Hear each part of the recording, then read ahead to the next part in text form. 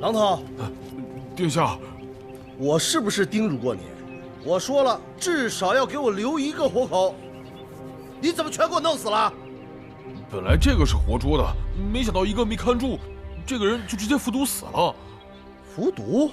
哦。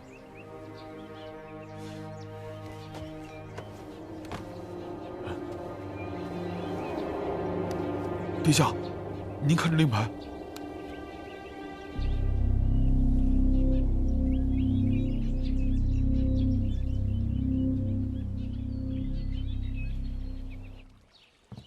宋大哥，这么匆忙离开是要去哪儿啊？去春风客栈，我想办法联系小刘，我们从长计议。什么？我已经让我姐赶紧去客栈了。后天就是沈姑娘和瑞王的大婚之日了，我们得离开了。好，好吧。哎，你们干嘛呢？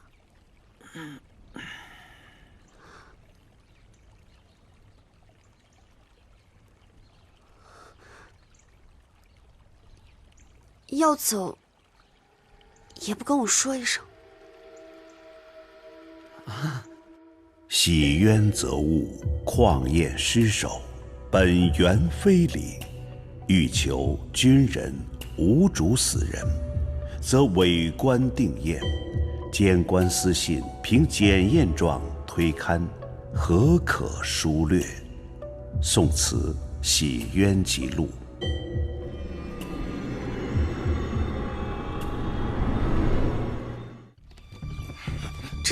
这是怎么回事啊？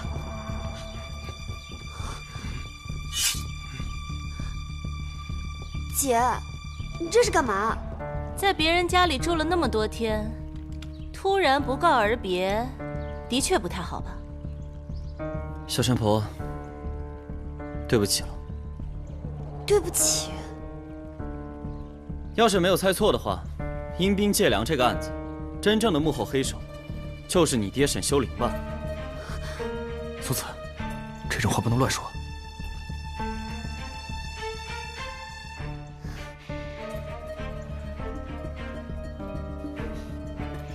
在那3个变戏法的人家中，那个蒙面杀手就是你吧？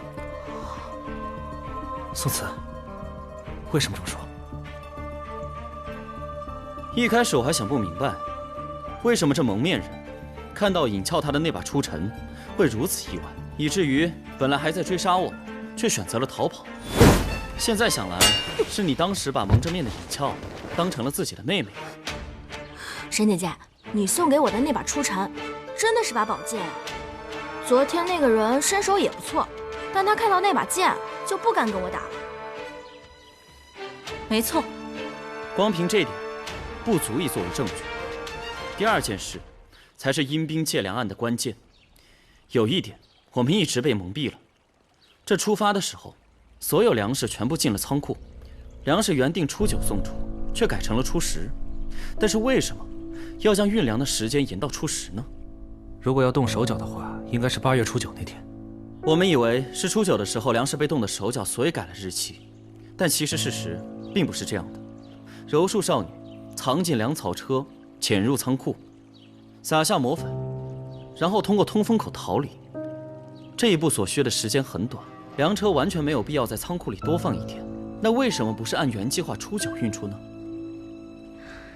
这是为什么？我们只记得这魔粉遇水会燃烧，可是它为什么会遇水呢？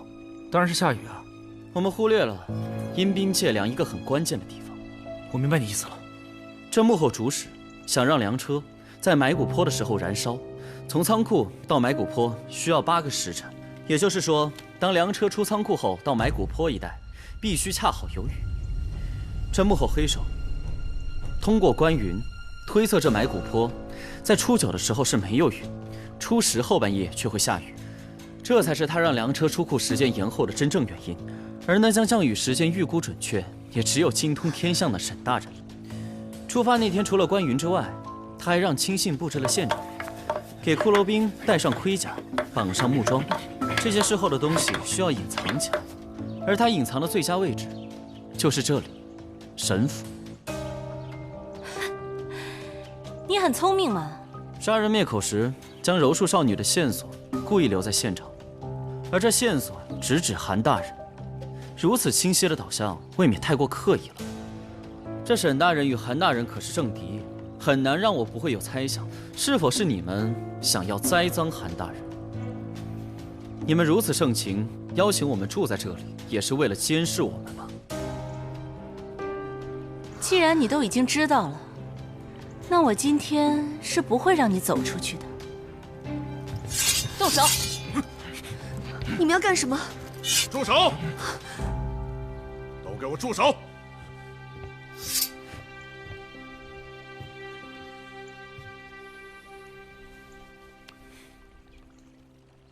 果然是英雄出少年，你说的没错，阴兵借粮这个案子，幕后的主谋的确就是我。你们都退下吧。爹，你也退下。可是他们……退下。走。是。你们跟我来吧。你们想知道沈家通灵术真正的秘密吗？我告诉你们吧，我在刑部待了整整18年，在这18年里，我一直做着一些相同的事情，就是不停地翻阅各种案卷，归纳和整理各种案件，通过日积月累，我逐渐摸清了一套符合大部分罪犯作案模式和心理特征的规律。特定的作案特征可以反推出对应特定的作案心理，从而对罪犯个人特征做出大致的推断。我把这18年的经验归纳成2卷书册《罪案心学》。我精通研究人的内心思想活动，尤其是犯罪时候的内心思想。可笑的是，这个世界上的人宁可相信世上有鬼神，也不愿意相信我能猜透人的心理。所以，我干脆把这一切对外宣称为通灵术。我用我的这种能洞察罪犯心理的特殊技能，破了不少案子。后来，越来越多的人相信我们沈家有通灵的能力，就连皇上也相信。我知道皇上要的是什么，而我的官也越做越大。只是月儿，他没有认真的学习我这2本罪案心学，他所学的只是一些皮毛。为了怕露馅儿，我再三叮嘱他不要轻易使用我们沈家所谓的通灵术。沈姑娘在建阳使用过一次，沈大人这门技艺，让我们刮目相看。一般能够隐藏10年的凶手，性格都孤僻沉默。我通过研究他特殊的作案手法，以及在船舱内每个茶叶箱里发现的指甲抓痕，来推断，凶手可能遭遇过情感的不幸，所以他会用自虐的行为来缓解。这门技术果然厉害啊！罪案心学固然在很多时候能够洞察罪犯的犯罪心理和动机，但也并不是次次都准的。我也知道，迟早会有那么一天，皇上会发现这一切。到那个时候，就是欺君之罪呀。对我而言，我无时无刻都在等着这么一天。宋慈，老夫有一事相求。你是个破案天才，这2卷书册我赠送于你。凭你的本事，应该能够如虎添翼。沈大人，好意我就心领了。不过，沈家这门独门技艺，还是应该由沈家的人来继承。我破案有自己的方法，我已决心努力研究验尸。比起玄幻的心理学，我更相信尸体给出的答案。也罢，人各有志。好了，该说的我都说了，你带我去见瑞王吧。爹，你为什么要这样做？一直以来，我都是主和派。在主战派的人口中，我这样的也被称为投降派。在我看来，无所谓收不收复中原，能让百姓远离战火，过上和平安定的日子，才是最重要的。对国家而言，休生养息，积蓄力量，才是最重要的。可是当今皇上一心想要收复中原，还于故都，无奈之下，我只好编造一个阴兵借粮的谎言，来打消他北伐的念头。毕竟我对他十分了解，他非常相信鬼神之说，那我就让他相信战死沙场的亡魂反对北伐。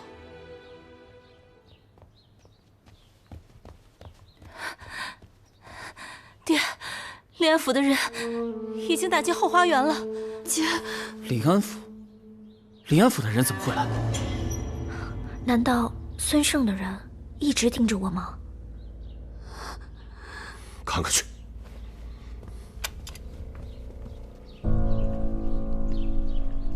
孙胜，你好大的胆子！沈修灵，是你好大的胆子吧？你自己做了什么不清楚吗？烧毁军粮，擅杀朝廷命官，欺君罔上，罪不可恕。给我拿下！慢着！哎，爹，我们跟他们拼了！菲儿，先退下。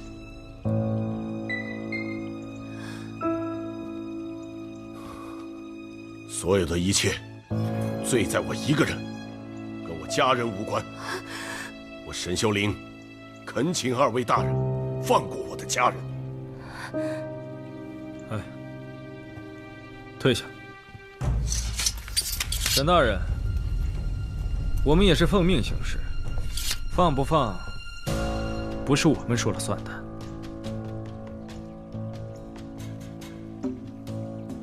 沈家罪孽深重，沈修灵，你的女儿就是你的帮凶。我们是奉了大理寺和刑部的令，将你全家查抄。皇上那边，韩大人已经去请示了，相信圣旨很快就到了。不，沈姑娘对此事一无所知，为什么连她也要抓？我们也是奉命行事，动手！瑞王爷到！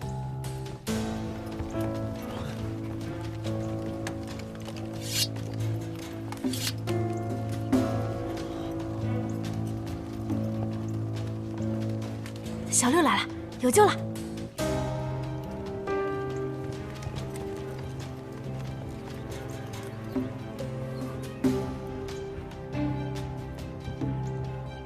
末将见过瑞王。下官孙胜拜见瑞王。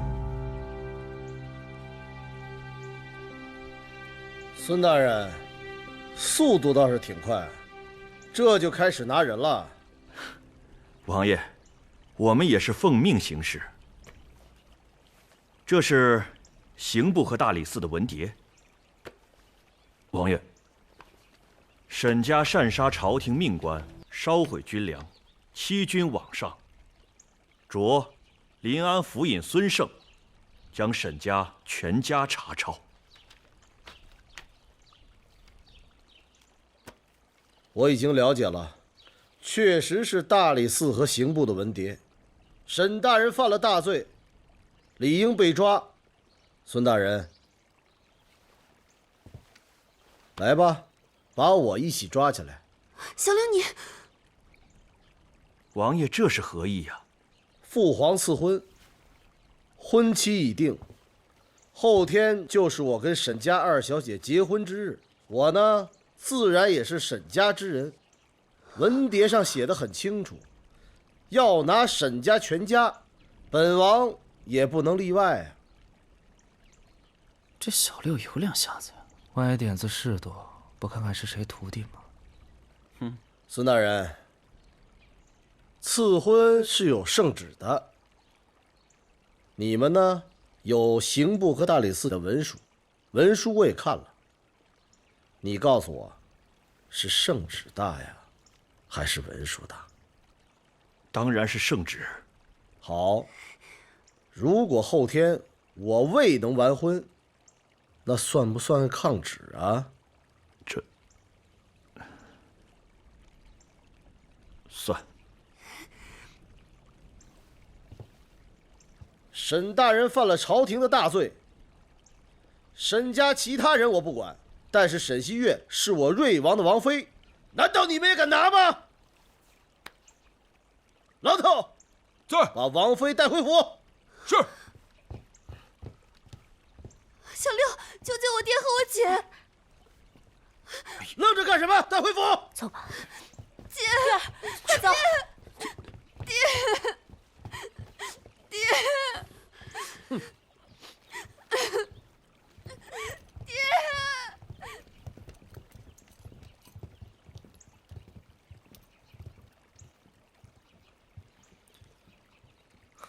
沈家上下，除了瑞王王妃，剩下的统统带走。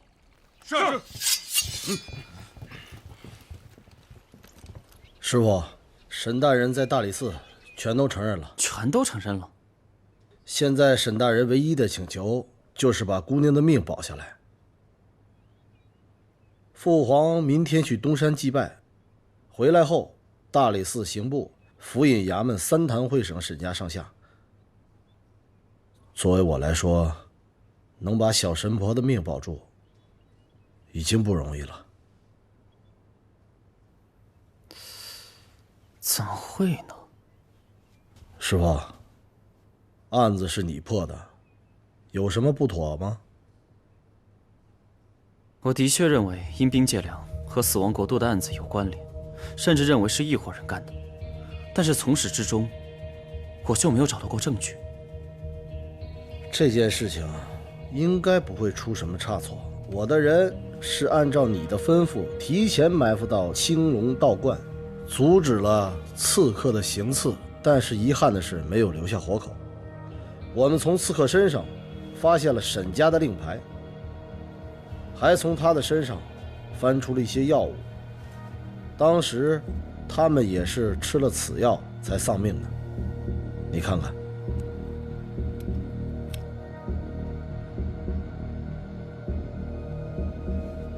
白姑娘，你看看这种毒药，是否认得？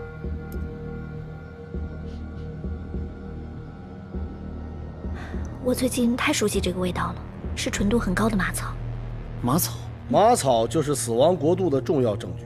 这些刺客拥有了马草，还拥有沈字的令牌，这件事儿应该不会出什么差错。有点刻意了，就跟那个柔术少女偏偏是江宁府的人一个道理。有点此地无银300两。这点子方说的没错，既然他们蒙面，那就代表不想让人认出他们的身份，而且已经做好了失败自裁的准备。可为什么还要带着沈家的令牌？这不是多此一举吗？你要是这么说，好像也有点道理。这些案子可能是沈秀玲做的，但是仅凭这些证据就断定死亡国度的案子就是沈秀玲所为，未免太牵强了。如果按你说的，那这件事儿还没完，那后边可就更难办了。那些刺客的尸体现在在哪儿？已经拉回了府尹衙门。走吧，去看看。白姑娘，去看看沈小姐。好。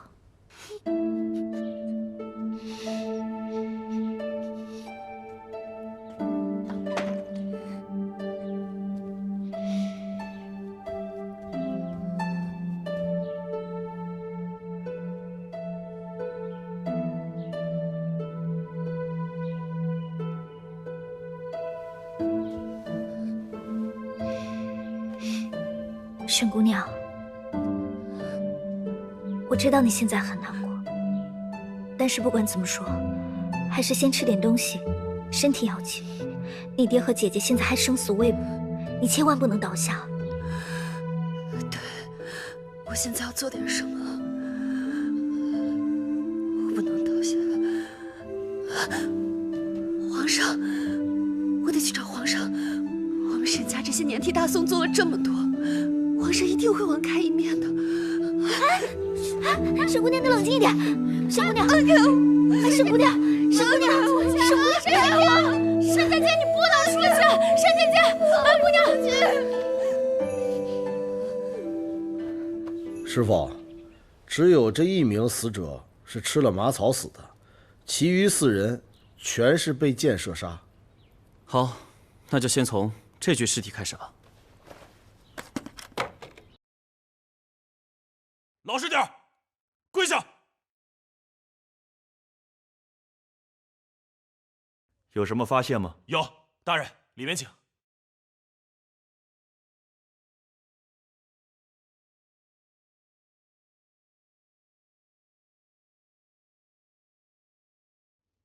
孙大人，我们在沈府查出了若干马草，这是邪教的画卷、四神兽图以及死亡之门。除此之外，大人，你看。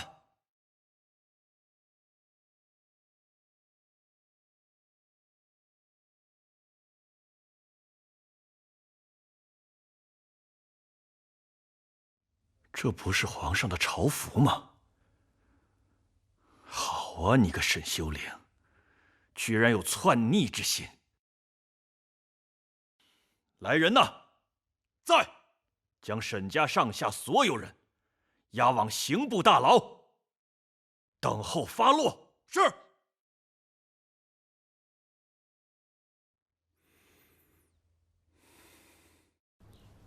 怎么样？这是白姑娘给我的银针，针头发黑，确实是中毒的现象。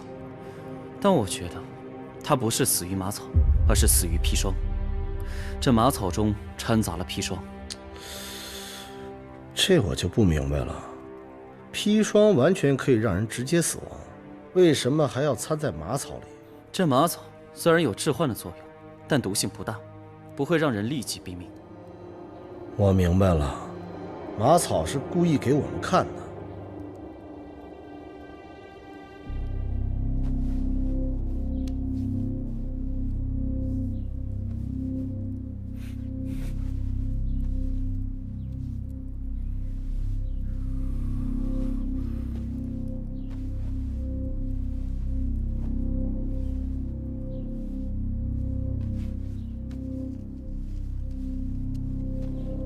小六，啊，那几个青龙道观的刺客拿的是什么兵器？剑。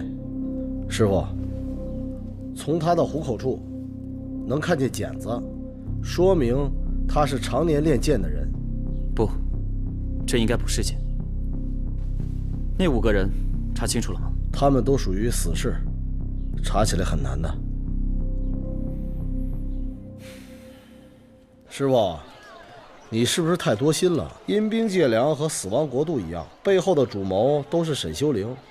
死的那5位大臣，他们都是主战派，而沈修灵却是主和派。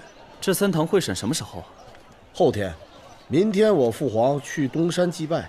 这刑部、临安府尹还有大理寺，是谁负责管理的？韩馥现在是封管刑部，临安府尹是孙胜，孙胜呢是韩大人的学生。至于大理寺归大理寺清空达管。那这韩大人还管些什么呀？韩大人还手握12万边军。这么说来，这韩馥的权力很大呀。韩馥是12万边军的统领，但对他有要求，他不能离开京城。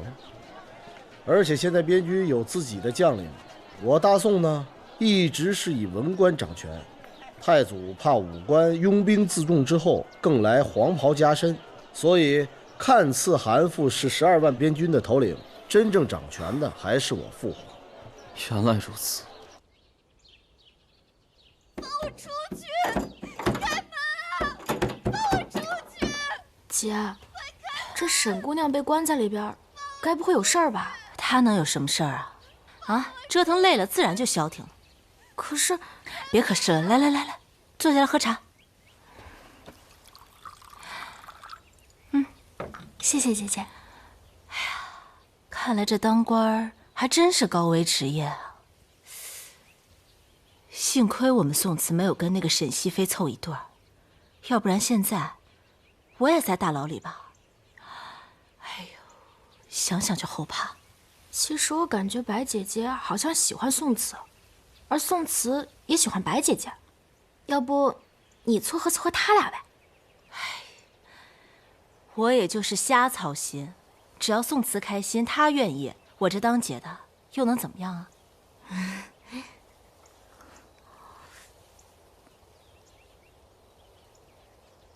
哎，姐，你看，你看，我说什么了？累了自然就消停了。瑞王殿下，宋公子，我是韩父韩大人家的管家，在此恭候多时了。有什么事吗？阴兵借粮和死亡国度这2个案子，宋公子立下很大的功劳，韩大人特设了酒宴，请2位前去一叙。酒宴就免了，我也备了宴席，你可以把韩大人请到我府上来，我师傅就别来回折腾了。这，没想到韩大人有这番好意，你回去禀报韩大人，我们马上就到。好，太好了，小的这就回。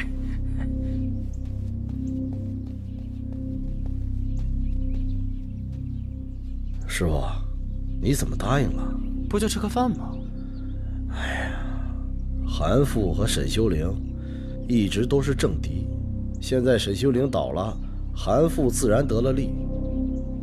而且死亡国度一案尚且存疑，我怕你跟他走得太近，对你不好。越是如此，越是要去。当时去沈家，不也是一样吗？菲儿，爹，苏将军，麻烦你告诉韩大人，他要我沈修灵的脑袋，我给他便是。所有的脏水我也全都接了。我只求放过我女儿。沈大人说什么话呢？韩大人和您同朝为官，跟您根本没什么私仇，又何来要您人头一说？要走。爹，菲儿，爹，菲儿，爹，菲。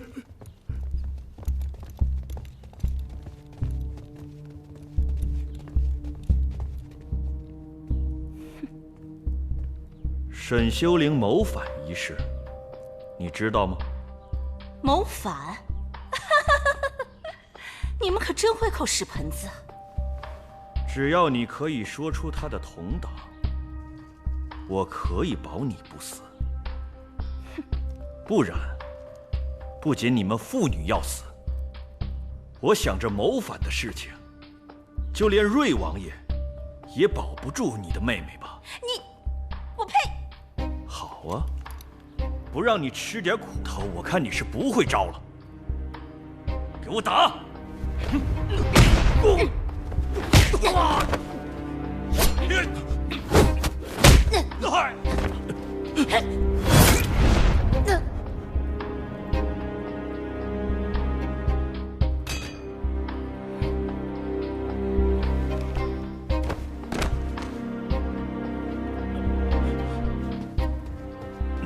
多谢苏将军。哎呀，孙大人，无论品质还是官位，你都高于我。孙大人给我下跪，不合适吧？真不知道韩大人养你们有什么用。处理好，让沈修灵死得合情合理。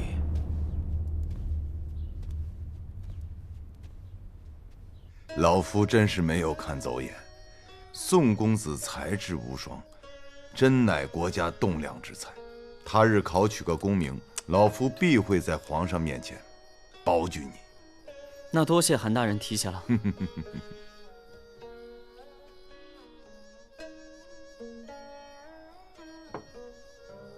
瑞王殿下礼贤下士啊，你和宋公子的事情，我都已经听说了。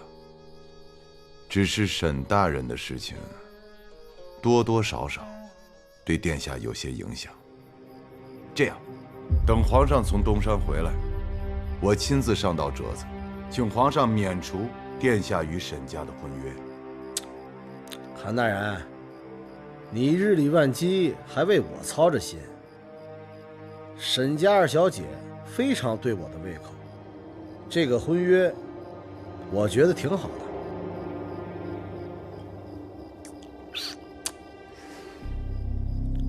可是，殿下贵为瑞王，娶一个罪臣之女，恐怕……哎呀，韩大人，我虽然有瑞王的爵位，但我在朝中没有一官半职啊，你也是知道的。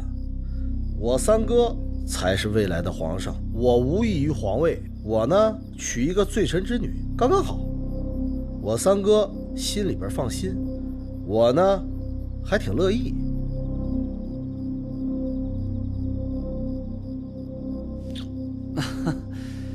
这韩大人的心意，瑞王大人是心领了，只不过感情之事嘛，还是合意为重，是吧？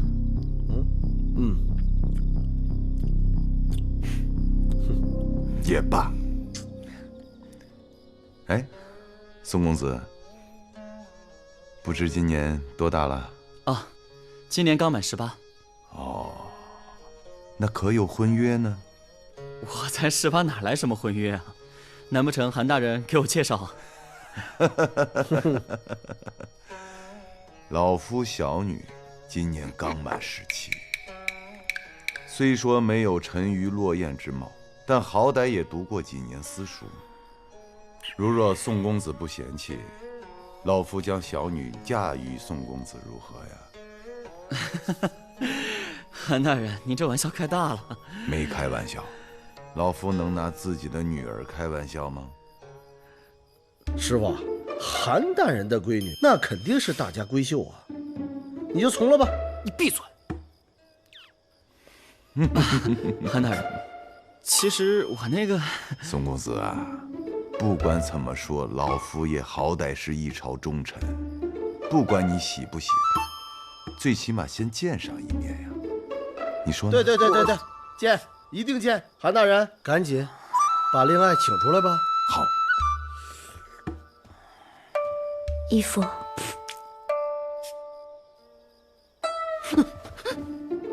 白姑娘，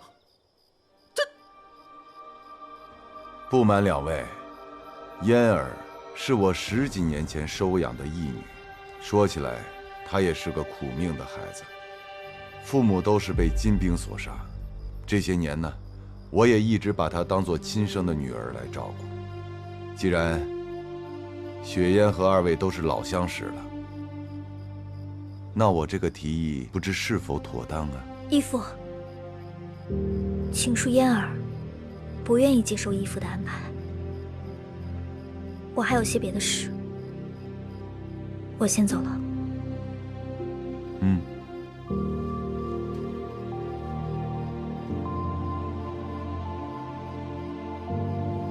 哎，白姑娘，韩大人，这怎么就走了呢？